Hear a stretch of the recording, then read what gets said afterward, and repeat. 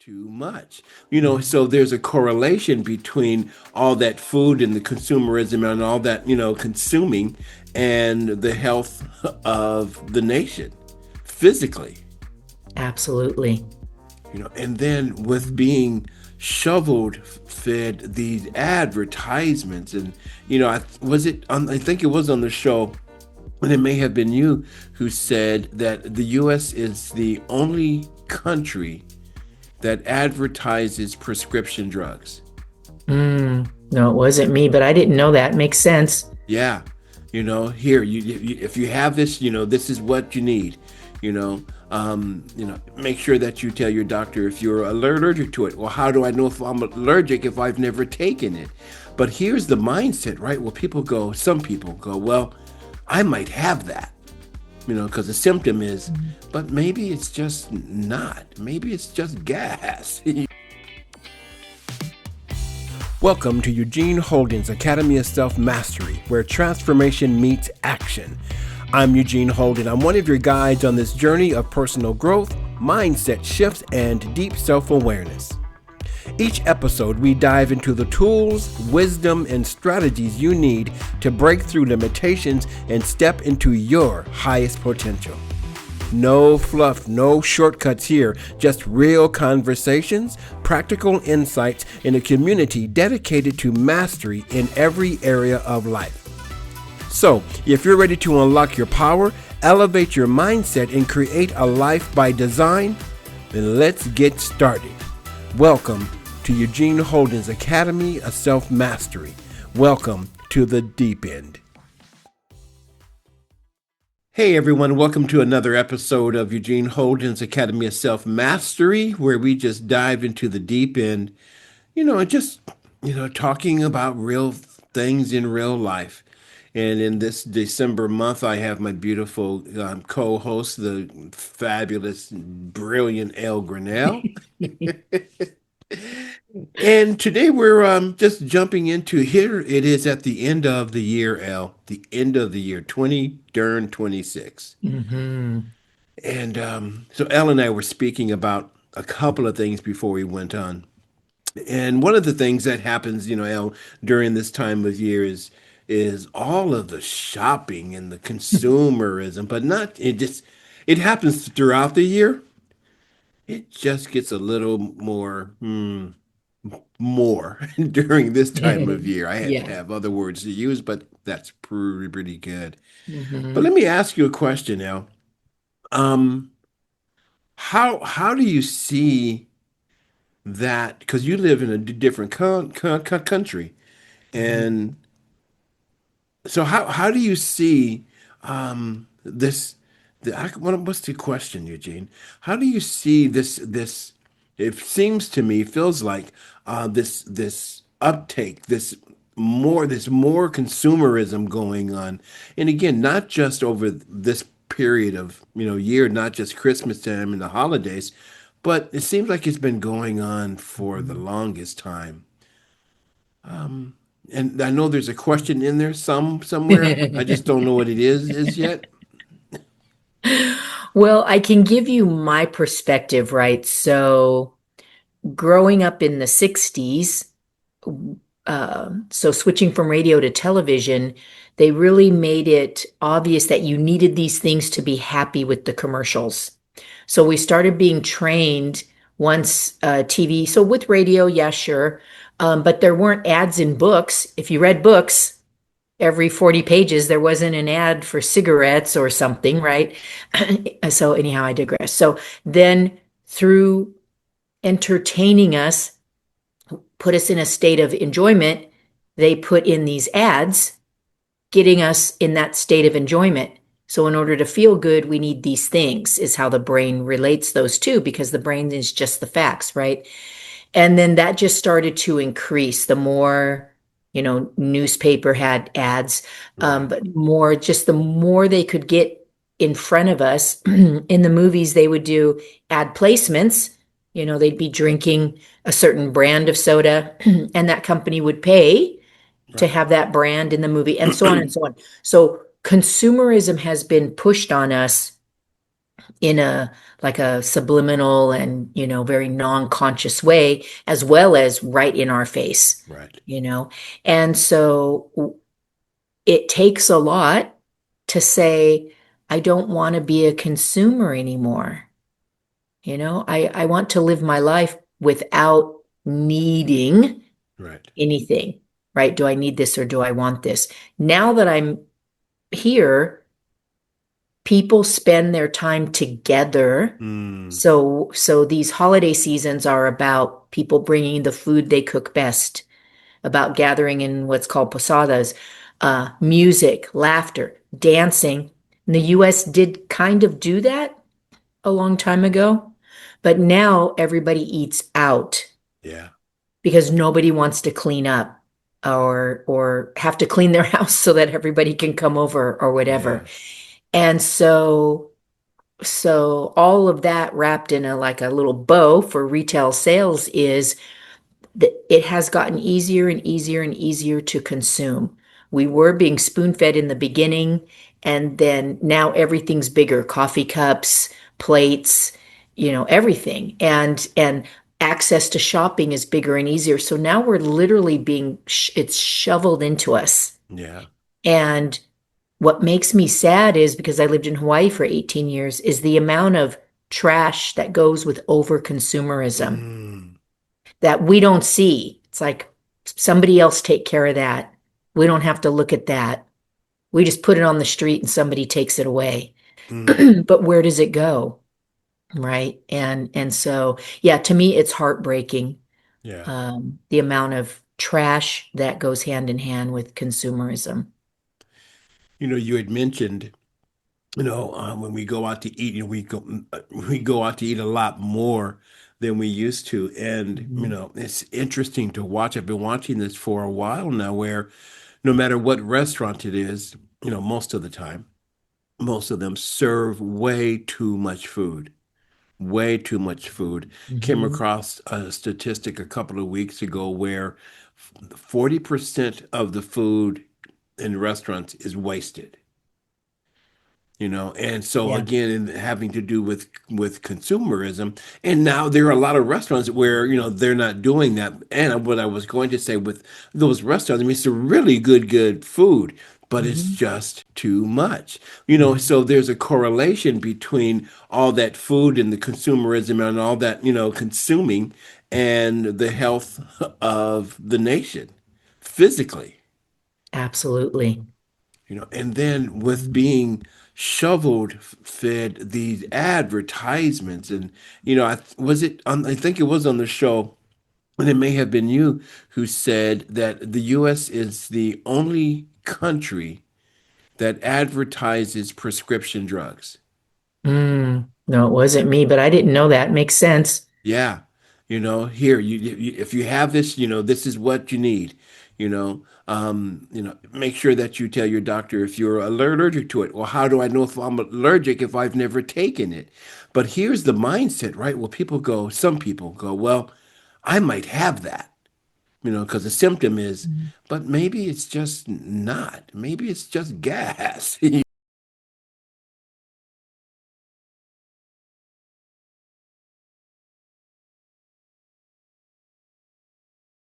know? Yeah. You Yeah. know? Yeah. Yeah. It, And that ties into we've also been trained as Americans. We want it fast, right? We want it easy and we want it to be affordable. yeah. And when it's not, it's like we demand those things. Yeah. And that's why somebody will get a frozen lasagna out with microwave instructions that go, I can't wait 12 minutes for a lasagna. And they'll put it back in the freezer. Have Uh, Have you seen the one? I think I started seeing it a year ago, where it's not a microwave, it's some kind of heating device that mhm. comes with its own packages of food. So you don't have to Wow. think about anything. Just, boom, boom, boom, boom. This is what it is, and it will cook it for you. And so my question is, are we going to have it eat it for us too? You know, I was watching a movie yesterday no, on Sunday on the flight home called Gamer. Really disturbing film with the violence and all of that, but they had a really good cast. But it showed it was basically the gamer the gamer, the guy who's playing the game, and it's all high tech and you use your hands, you don't use the controller, but your character is someone who's in prison. So Mhm. they've connected into their brain, the prisoner's brains, this connection where the gamer is playing him.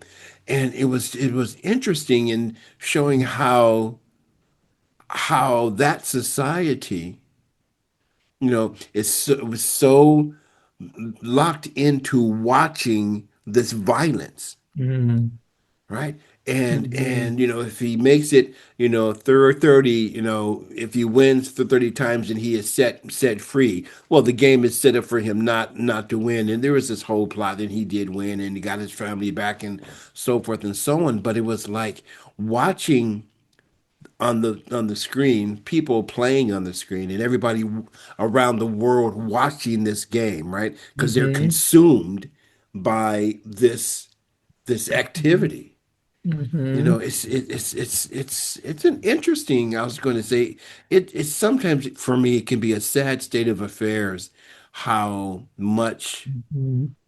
people, not just in the U.S., but people consume a lot of things, you know. In excess, especially. Yeah, in excess. Yeah. Yeah. And it's so funny when you were talking about that movie, the first thing I thought was, spoiler alert, I haven't watched it, but you told the ending.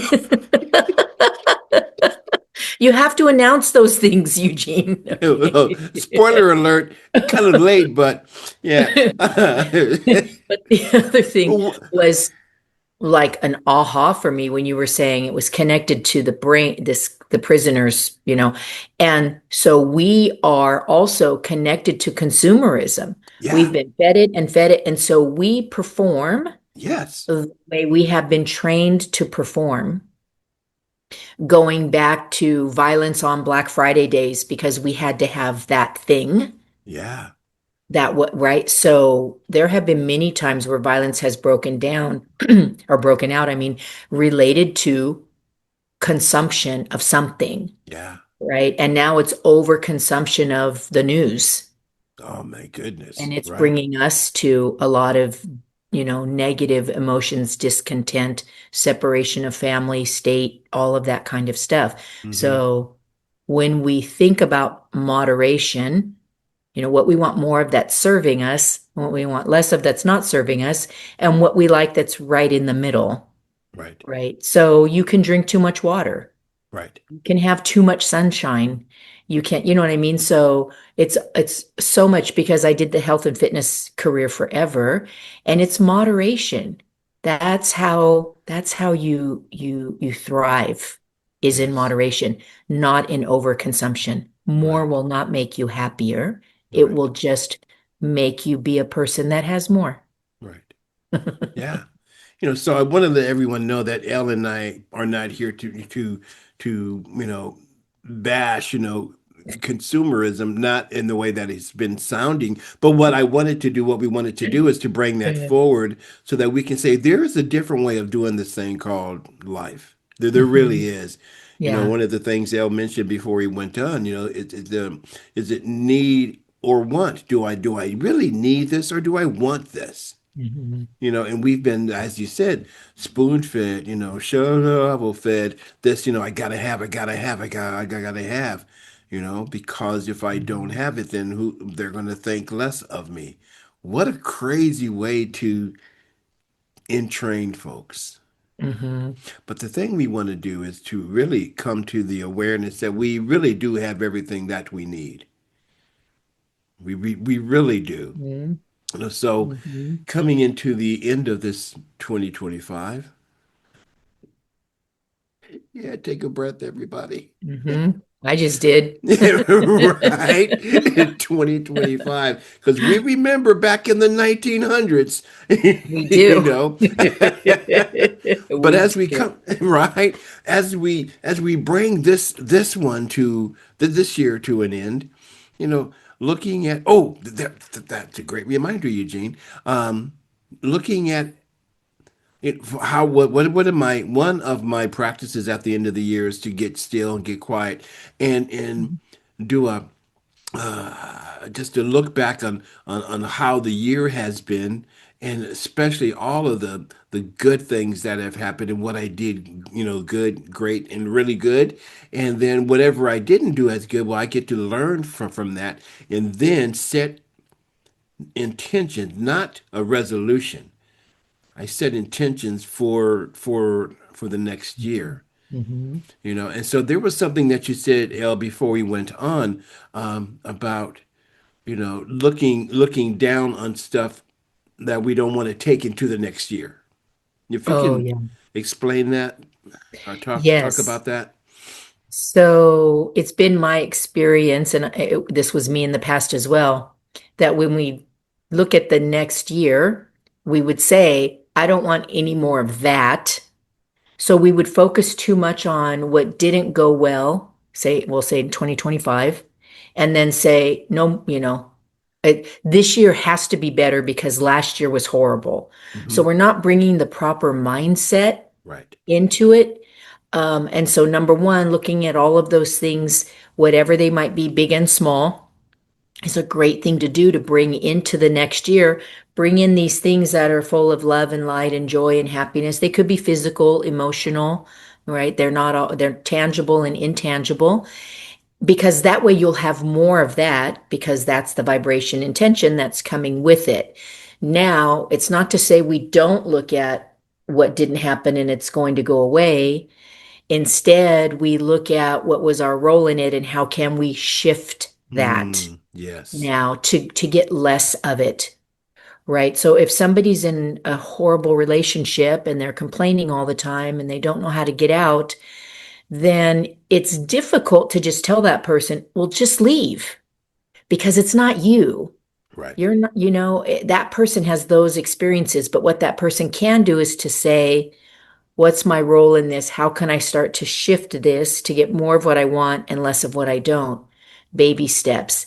And it goes back to the redundancy of the questions that I ask religiously is, what do I want? How can I get there? And who can help me? Right. Instead of saying, there's no hope. It's not possible. This is just my lot in life. I brought this on myself. This is what I deserve. This is my karma from a past life. That resignation is not something that is in a part of our soul, Mm, our radiance. There is no resignation in our soul right. at all. It just, that vibration's not there. It's something we created for two reasons. Number one, we don't have to try as hard now. We've just become complacent. Like I was talking about how people online shop now. You can just sit here and buy all that stuff. You don't have to go out and try it out and find a parking spot and all that kind of stuff. Um, get there to see they don't have your size. But all of that is, moving your body, it's socializing, it's, Yeah. there's benefits. So going back to that, so when you're looking at wanting to get out of a really difficult situation, say a career that pays really well, there's medical insurance, and it's what they call soul sucking. So how do you get out of that? Well, what do I want? How can I get there? Who can help me? And maybe it'll take 5 years for you to transition out of that, which is so much better than waiting, 17 years to retire, Right. 20 years to retire. And so here's the plan going into 2026. Take inventory of all those things you want to bring with you. You're putting them in a box in a suitcase.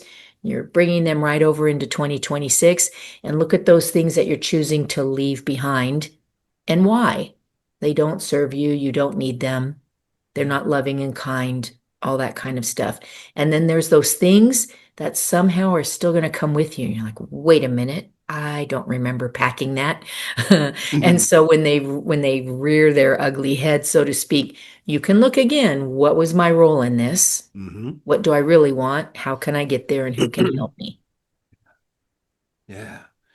One of the things you said, when we're not wanting to bring those that stuff that doesn't serve in all of these phrases that we may use, and one of them was, I brought this on myself, which is beautiful because we get what we focus on. Yeah. So what do I want to bring to myself now? And what do I want Mhm. to experience? I love the fact that we are so beautifully crafted. We are powerful beings, that we get to craft, the life that we want. Rev Mel, Melissa and I did a show and we were speaking about I am the creator of my destiny, Mm. So right? powerful. Right? And the second one, and this is from Dr. Joe Dispenza. And the second one was my energy creates my reality. It S- does. Right? So looking back over this year, and if I think about some of the experiences that, didn't go so well, as you said, that I can look at, okay, so what was my part and what energy did I bring to that to create that? Hmm. Right. And, we've been doing this work for a while, for a long time. And so now I've gotten to a point where every day I am really focused on what I want to experience. Every day I Hmm. get up and say, I am grateful for dot, dot, dot. Every Yes. night before I go to bed, I am grateful for dot, dot, dot. And what I love about doing it at night is it sets me up for a good night's sleep. Yeah. Because Yep. I'm not concerned about, I'm not worried about stuff. I'm grateful about stuff and for Hmm. stuff. Yeah. Hmm. So what is it that we want to bring into Yeah. this new year that's going to raise our own individual vibration? Because as we raise our own individual vibration, collectively that vibration is raised because we're all connected. Yes. That collective consciousness and energy is so important. It really And if you is. think about it, think of yourself as your own best friend, Hmm. right? Treat yourself that way. And so imagine the things you're bringing into 2026 are gifts that you're giving a friend. So would you bring a job you hate? Would you bring a bad marriage? Would you bring, these Mm. things to your friend and go, here, I'm giving you this year because I don't want it anymore. And so think of yourself because you are your own best friend. And if Yeah. you're not, let's talk, right? You and I can both help anybody who doesn't know that you are your own best friend. Right. And then something I don't know when I came across this or if I made it up or whatever, but I will very often take the E out of words and replace them with I. So I say um, energy with an I. I say enlighten with an I. So in, Got you. right? Because it's all in me to be able to do that. So shifting it to an I, which means, Grammarly and Quillbot aren't going to be very forgiving, but Oh it gives well. you the opportunity. And especially if you capitalize it, you're like, oh, yeah, this is in me. I am capable. Yeah. And you know how people will misuse the word literally? Literally, I do. Yeah. And so there's an exception to the rule that I like, and it's part of my morning routine is I say, grateful for another day, and I promise to remember that I'm literally a walking, talking, breathing miracle. And that's part of your creation idea. It's the same type of thing. Yeah. Yeah. Yeah. And to really step into that and embody it. Ooh, to embody that I am a walking, talking, what is it that you said? Breathing miracle. I am a walking, talking, breathing miracle. Mhm. And so folks, as we, practice that, and it takes more than just saying it, right? And to say it until you Mhm. we begin to feel that. Yes. Dr. Yes. Libby dubbed me years ago Eugenius, right? That's Mhm. where that name came from, was her. But it took me years to start to put that on, to start to wear it, because I didn't feel that. I didn't feel that I Mhm. am a genius, and we are, Yeah. all of us are in some form. A genius at something, right? And so Absolutely. it took me a while to say, wait a minute, I am a walking, talking, breathing miracle. I'm genius, brilliant, Mhm. right? And Mhm. so, and growing up, right, we were told as kids, oh, you're getting too big for your britches. Don't be conceited. And Yeah. all of those untruths. Mhm. Yeah. Yeah, I remember another one. Mm. Did I ask you?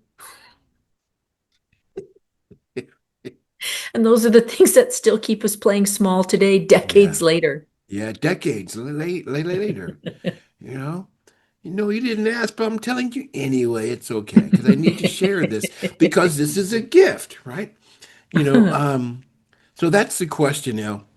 Um, I want to leave this segment with this. I want to have everyone just whenever you hear this, and this is just a reminder to think Mhm. to yourself, going into this new year, what gifts am I bringing to this new year? And then set the intention to bring those gifts. Mhm. Yeah, I intend to bring the gift of joy. Yeah. Yeah. Yeah. Ask yourself, would the wise men have brought this to baby Jesus?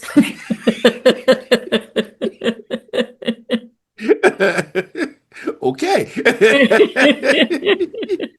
Yeah. Uh, And one of the things I like to say in terms of gift is that, everybody, we are the gift that keeps on going, that keeps on giving. And what mhm. makes a gift is you give it away.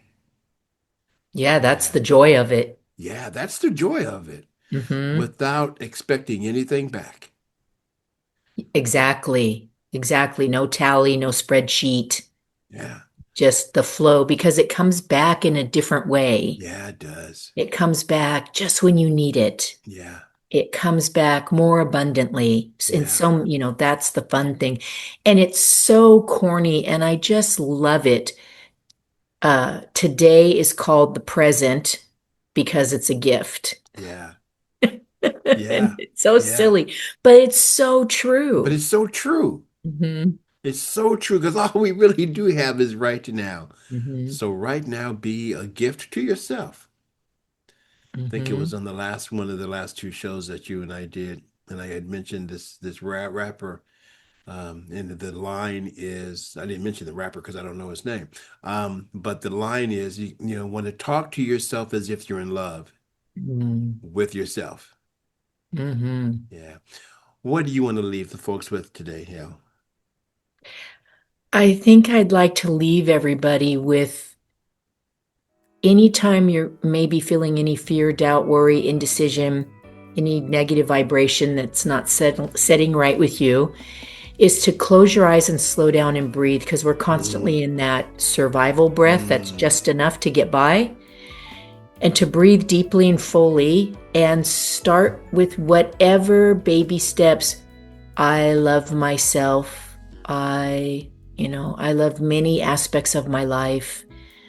Begin to start breathing in and anchoring, like we talked about. What do you want to bring into this year?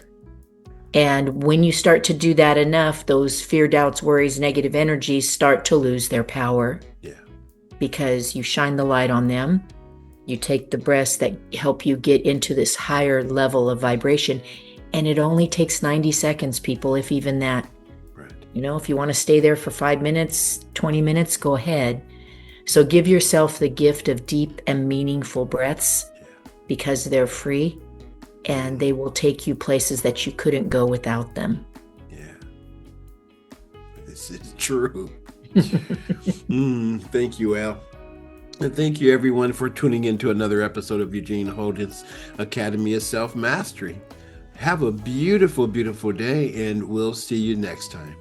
Peace and abundant blessings. Absolutely.